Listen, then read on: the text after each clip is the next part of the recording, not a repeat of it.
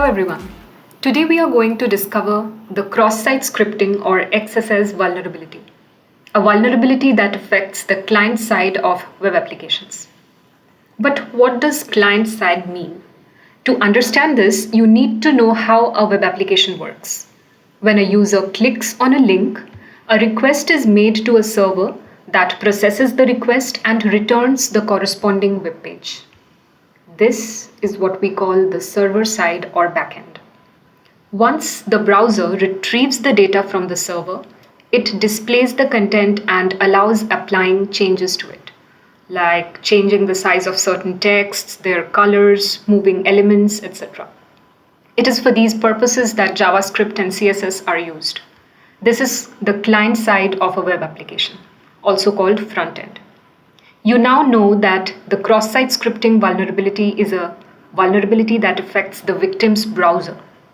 To understand how this vulnerability works, it is first necessary to understand what constitutes a web page. The main element of a web page is HTML, a language that is used to represent the content of the pages of a website through tags. Let us see an example. You can see here some HTML code. The div tags define a content block, and the p tag represents a paragraph, in which the text will be written on the screen. A large number of tags exist that allow you to integrate a large number of features, such as the form and input tags used to insert forms. Insert forms allow sending user inputs to the server. Among these tags is script tag, which is used to insert JavaScript code. This language allows you to manipulate the elements of a HTML page, create animations, modify colors, and more. We now have all the elements to understand how a cross-site scripting vulnerability works. You can see here a HTML page containing a form asking for an input. When the user presses the button, their input is sent to the server and then inserted into the web page. The HTML code then looks somewhat like this. If the user input looks like this, the server will insert it directly as a tag in the page with all the other inputs that precede it. A possible impact is defacing, which consists of inserting elements in a web page for different purposes. It could be propaganda, illegal acts, or making a site completely unusable. An attacker can also use the script tag to insert code. Indeed, JavaScript has some functions that can be used for malicious purposes. The document object in JavaScript represents the whole HTML page and contains two attributes often used by attackers.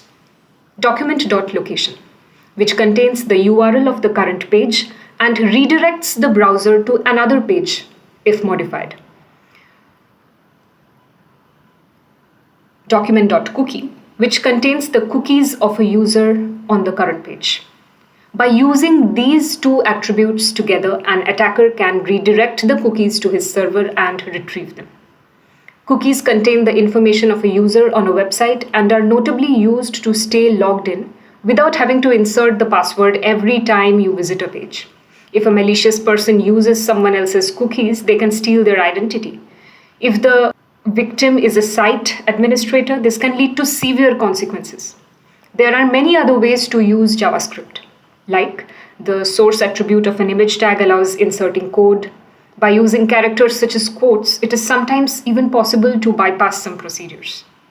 To protect a web application against cross-site scripting vulnerabilities, ROHDE and SCHWARZ CYBERSECURITY has the following mechanisms in place.